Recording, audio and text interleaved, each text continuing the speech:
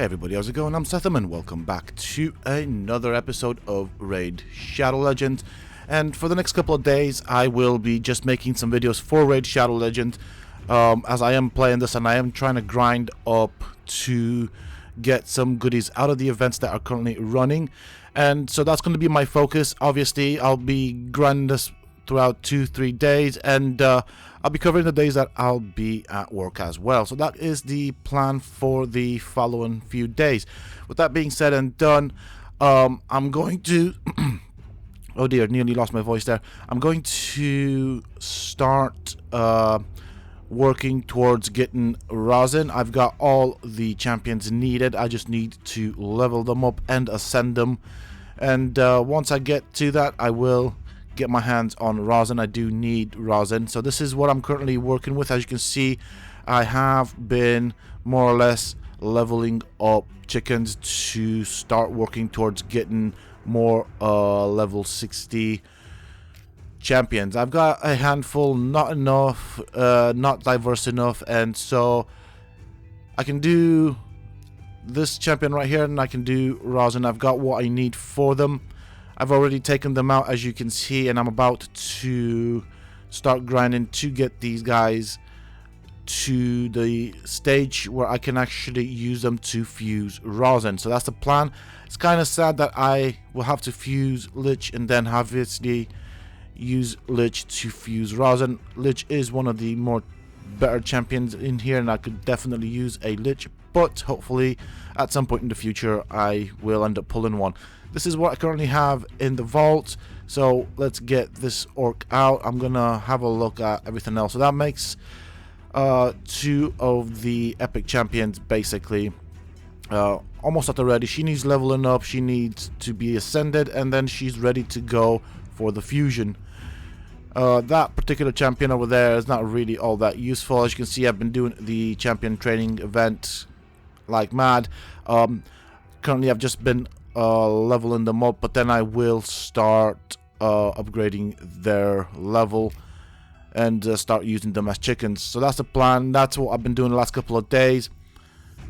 And so with that said and done, I'm just going to, at least in this episode, grind up some XP. I'm gonna do some grinding on camera, then I'll probably end the video at around the 25-30 minute mark. Obviously the grinding will continue long after that, and then we'll see what the next video will be about, but mostly the next episodes will be my grinding towards getting Rhazin.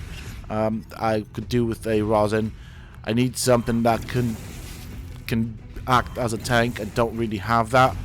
I do have Miscreated Monster, but the problem is, as you can see, he's still low level.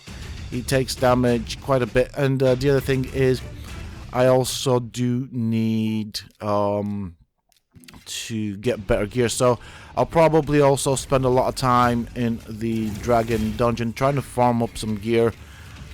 I didn't really have all that much good gear, so what I did have good I put on Elaine, as she is currently my campaign farmer. I think the next champion that I am going to take up to 60 will be Queen Ava, and I'm going to set her up and gear her up to become the next campaign farmer, which kind of makes Bellower sort of useless in that sense. I'll need to find another role for him. He does have a decent amount of debuffs which could be used in dungeons, so that's something to look at. I mean, yeah, I suppose I can do that. I can probably set up Bellower in the keeps for the potion, so maybe that would be a thing to look at. I tried to get Bellower to be the campaign farmer for this particular stage, but the problem is gear. I don't have gear good enough to get him to do sufficient damage to one-shot the waves, whereas I think Queen Ava could do it, and so obviously that's what I'm going to be looking at. I did try and running him as a glass cannon. Obviously he does a lot of damage, but then he does die quite quick because he cannot one-shot the waves with the gear that I have. And obviously I cannot sacrifice gear off of Kale. He is still my main DPS at this point in time, so that's quite a big thing. And obviously Elaine, as you can see, is running the lifesteal set so she can survive the waves. She does complete this run most often, but most often is not good enough. And so with that said, you know, I do need a better campaign farmer. I think probably in the next episodes, or in one of the next episodes, I will look at doing the Nightmare campaign, or start working through that at least. And so I think I'll take you. You need to get up to, I think, level 50. So that's something to look at. With what I have, that should be quite achievable. I have enough energy that I have stockpiled from pretty much everywhere, all from daily quests, from the daily login rewards, and I even got a lot of energy from the Amazon Prime deal. So that's something to look at. I mean, I've been at work, I've been busy, so all I did was a daily quest and then kind of logged off and stuff like that. So that's how I ended up stockpiling so much energy. And it's about time that I'm going to start using all this energy towards, well, towards getting the events done. There are some shards that I want to get. Well, actually, I will ideally like to try and get all of those shards because I want to use them later on. And the other thing that I was thinking with regards to the shards, what I'm going to do for the time being is I'm going to try and save up as many shards as I can. So with all of them, I am going to hold off from actually opening shards for a while now and see how many I can get my hands on, stock them up, and then try and do a shard opening with, I don't know, maybe 100 ancient shards. I'm gonna play it with the exact same rules as I did before, so I'll open up, I don't know, somewhere in between 70 to maybe 100 mystery shards, and then go on to the, say for example, 100 ancient shards and see what that gets us. At least that would be the idea behind it. I think 100 ancient shards should be sufficient. Same thing with the void and the sacred shards. I'm going to hold off using those. Hopefully, I mean, we just had recently a ancient shard event, a double ancient shard, and I think that's where I got Miscreated Monster. I had one or maybe two ancient shards. I thought, what the heck, you know, until I end up saving up some more shards, I'll just open those up and got Miscreated Monster. Don't get me wrong, he's a good champion, but as with all of the other champions, I do like the good gear on him, so I do need to look at gearing up if I want to progress in the dungeons. And I think the other thing that I need to look at is at the champion lineup that I have for the clan boss. So I mean, it's okay, but I do want to move on with that. I'm currently still doing the easy and hard. I should look at making my way towards the harder stages, but that would definitely mean having to build up champions for that. So they'll have to be spec on speed primarily. That would be very important. I think what I'm going to do is I'm going to keep Valkyrie as a clan boss champion because she's quite useful there. That counterattack does help a ton. I think Kale, I'll probably move into the clan boss for the poisons. And so these are the two that I'm going to be working with. I think Rhazin I'll be using for that as well. I could do with some sort of survivability or damage mitigation or something of the sort. So I don't know. Hopefully I get my hands on some sort of a champion that, I don't know, helps us survive more in the clan boss. And then I'd need another DPSer, preferably with poisons or a HP burn or something like that, to kind of complete the setup, and a good healer. I mean, I have Flesh Terror. He's good, and I like the fact that he extends the buffs on the champions. That's kind of useful, but maybe, I don't know, something that applies more heals. So something with a continuous heal, something with more heals, basically. We do need that as well. Or something, I don't know, maybe if I could get my hands on a man-eater or something that could give us some sort of ability to make an immortal team, that would be nice. But I'm still far from it. I just have recently got 2 Cold Hearts, so that's quite good. Again, champions that I need to build up. Obviously, Cold Heart is not necessarily all that great against the champion, against the clan boss, is what I meant. But she's definitely useful in the dungeons. Again, while I do have the Cold Heart, they still need to be geared up properly.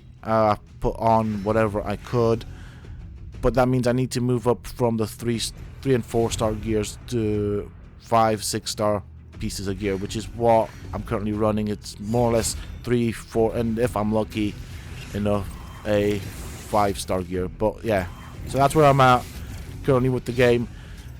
Momentarily, I'll take a bit of a break from gearing and try and get my hands on the Relic Keeper, because I have the champions for that, and so that would be through fusion, and the other one would be Rhazin. So at the moment, first priority is Rhazin, alongside with obviously trying to do the champion training event to get all of those shards that are up for grabs. That's the idea. So Blood Feather, we get her to 40, then I need 4 4-star champions to get her to a 5-star, and then once she's up at 50, she should be almost ready.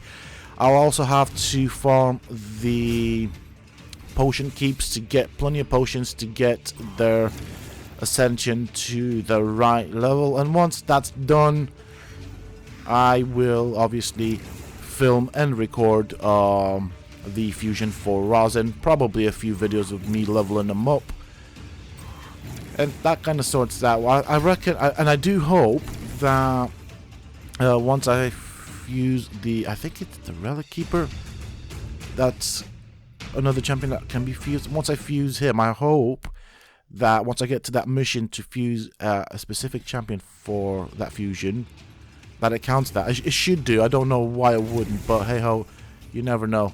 I mean, I don't see why it wouldn't. So once I do those 2 champions, I think that would be okay. I haven't actually really worked towards fusing any of the event champions. I mean, I just thought that it cost a bit too much money, and I'm not gonna go all out. Not at this point in time. I'm not gonna throw that much money at the game. While I do spend some money on it, I'm being conservative here. Don't get me wrong, I like the game and I don't mind spending some money on it, but equally speaking, I'm not gonna go crazy with what I spend on it. And I think at some point in the future, obviously, I will look at building up a team for farming the Nightmare campaign. At the moment, I'm far from it. I've only done 1 or 2 stages. I haven't really done all that much with regards to that. I am kind of saving that up because I know there are some goodies that I can grab from there once I've completed it. So I do want to 3-star all of it. But obviously, the game's been out for a while. I suppose, just barely started the game. And so that means, I think I'm working my way towards the 3rd month. Now, I've played it fairly consistently, not every day, but I have logged in every day to do the daily quest, if that makes sense, and then kind of logged out when I finished with that. And obviously from the daily quest you get lots of energy refills, and so that's kind of how I ended up stockpiling so much energy. Alright. Also, obviously, I've unlocked the gem mine, so I get 15 gems a day, which is pretty decent. They do add up, and you get some 10 gems per daily set of missions that you complete, so that's what, 25 gems, and those in time ended up stacking up again. You get gems from doing or partaking in the events. Again, those ended up stacking up, so I used the gems as well and stockpiled that or converted it into energy, and that's kind of how I did it. Although at this point in time I need to look at saving up gems for also the purposes of getting ancient shards. So again, I think 900 for 11 ancient shards. I think that's the conversion ratio. So that's how much it'll cost for 11 ancient shards. So I'll probably be looking at that, trying to save up as many gems as I can over the next couple of weeks. And as I said, I want to get a couple of hundred of ancient shards, and we'll play with that. Once I have that, I will make opening videos with the shards, and we'll see what happens. So I want to see if I open up a stack of 100 ancient shards, what happened. Obviously with the strategy that I put in mind, I think the best way with regards to opening the ancient shards is to have 100 ancient shards, so save up to that, and then obviously if you can open them on a 2 times opening event just to increase your chances. And again, I'm gonna apply the strategy where I open up the mystery shards prior to that, so we'll see what that gives us. Hopefully we don't get too many abysses, because that's going to be annoying. I don't really have much use for her, even though I don't have very many legendary champions. I do have one abyss, but she just is there and kind of takes up space at this point in time. Not really useful for me. I could ascend her. She would be useful in the arena, so I might look at that at some point. But currently I'm doing alright where I'm located in the arena. I'm not pushing too far with that. There's no point. Not until I have a good roster with a diverse setup of champions, which I don't have, to be fairly honest, at this point in time. So another reason for this grind is, at least for me, to build up and diversify my roster as much as I can with regards to the champions that I will have available to me. I might get a good piece of gear from here. Although saying that though, I have found over the last couple of days some really nice bits of gear in the marketplace, so I have taken those up. Obviously when you do get something good from there, it does cost a lot of silver. The other thing I'll need to do, and another purpose for the grind here in the campaign, is to build up that silver. I pretty much am running very low on silver, and if I'm going to start changing out gear from the dragon, because that's what I'm going to be farming, I will need a lot of money for upgrades. So it can take anywhere in between 1.5 million silver to even 2.5 million silver to upgrade to 16 one piece of artifact. So that, bearing in mind, you know, it's going to be costly, and you do want to do that because the jump from a level 14 to level 16 artifact can be significant depending on what you are upgrading.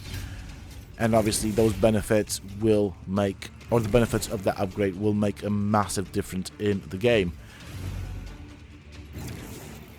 As you can see, Elaine, she does alright. I mean, at this point in time, she has several, I would say, okay champions in terms of level, so she is managing to consistently clear the 3 waves of the stage. But as you can see, she does need that, I suppose, help. So Miscreated Monster does seem to help her quite a bit with regards to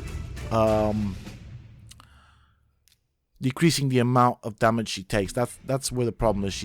She's more or less a glass cannon. She doesn't have that much HP, and the damage she does is good, but not good enough to be able to clear all the waves. And it's always on the last wave where it's down to RNG just because of the damage she does. She could do more, and if she were to do more damage, she would be more consistent.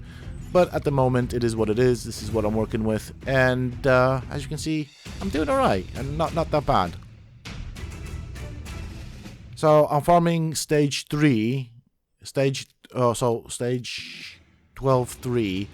I could try and farm another stage lower down, the one just before the boss, but I do get the shields from stage 3, which I can then convert into silver, and as I said, silver is one of those things that I'm running low on at this point in time. On a separate note, I probably will end up using Miscreated Monster at least at this point in time in the arena. I am quite close to getting into the gold tier, which is good. I think I've gotten in there once or twice. The issue with that is I'm going to end up going against a lot of legendary champions, which is going to be painful. And again, my roster isn't all that diverse at this point in time, so one of those things that I have to work on at this point in time. I'm not going to push too hard with the arena to get into gold.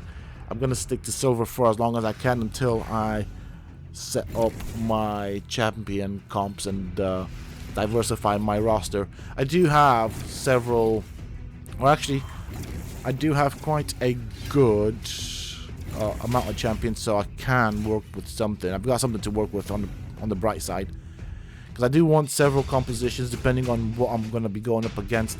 And as I progress through the arena, obviously I'm learning as well. I mean, there are some really interesting champion compositions. You'd think that they're easy to do, but because of how well they work together, even though they are lower in power and level, I have had my ass handed to me. So that's really nice, really good learning experience there. And yeah, I mean, yeah, that's what it comes down to, doesn't it? In terms like of defense for where I'm at in the silver arena, I'm not really losing out too much. I am losing out sometimes, but that's just going to be a thing. But it's good to know that I'm not losing too frequent, because that obviously, the more you lose in the arena, the more points you lose, the more you go down in the tier. So at the moment I am quite consistent at tier 3 silver or something like that.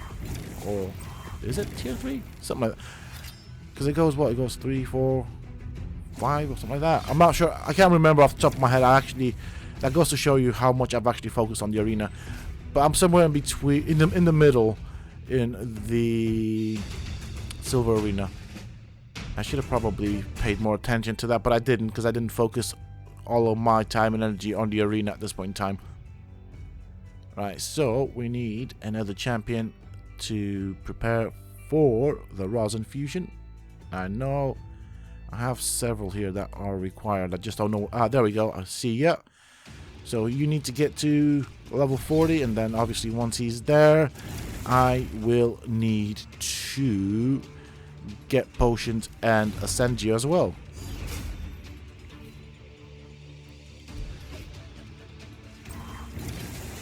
I'm quite happy that I got Miscreated Monster, because he's quite useful. I like his skill set. They are quite good. The only issue for me at this point in time, which I'm sure I'm going to sort out, is the amount of HP that he's got. He could definitely do with lots more HP, but I'll get there eventually at some point. Let's see, defense speed. Speed would have been okay on that, but there's other places or other ways to get speed. So I know that. I'm not trying to save up all of the worthless pieces of equipment, especially seeing as I will be farming the dragon dungeon anyways, so I'm gonna try and get whatever I can from there. Again, I'm gonna look at some point progressing as far as I can through the dungeons so that I can farm more powerful artifacts and then obviously equip them as and when and where necessary. One of the things that I'm going to be doing is I will be using BlueStacks as an auto clicker, so I think it's going to come down to that. Generally up until now I haven't actually used an auto clicker. I just played the game for real, but it's getting to a point where it's that grindy that I will have to use an auto clicker, and I've done some research and I think BlueStacks is going to be the one that I'm going to be using for the purposes of grinding out stuff. So I don't think I'll be using the auto clicker for campaign occasions. I'll still be doing that manually, but for the purposes of, say, grinding out scrolls for the skills, or grinding out, say for example, dungeons for artifacts, I think I'm gonna stick with the auto clicker and then just kind of do other stuff in the background. Obviously keep my eye on it. I do want to do it that way, but equally speaking I don't want to waste all of my energy in that fashion. Okay, here we go. Round 3. It's going to be interesting to see what happens once I fully level up Miscreated Monster and how Elaine fares, because as I said, what you've seen so far, she is fairly consistent, she can do it, but having Miscreated Monster help her out does make a difference. And he's nearly leveled up, as you can see, which means I will take him out of this particular team composition and then put someone else in to level him up. So that is pretty much it. I am going to end the episode here. I do hope that you have enjoyed it. I do realize it's pretty much the same thing over and over again, but this is also a gameplay episode and obviously a bit of a rolling log of how I make my way through the game to get to the end game content, and that is what my aim is for this game. If you have enjoyed it, please don't forget to support me on the channel by hitting that like button, subscribe to the channel if you're new and haven't already for more similar content from myself, and if you have just subscribed, why not check out some of my other videos and guides here on this channel. Who knows, you might just enjoy them. And don't forget to hit that bell icon so that you get notified when I upload new videos and content to the channel. Also, for those interested, you can always find me on the Sethtopia Discord. Links to this, of course, you can find down below in the video's description, as well as in a pinned comment from myself. Until next time, stay safe, folks.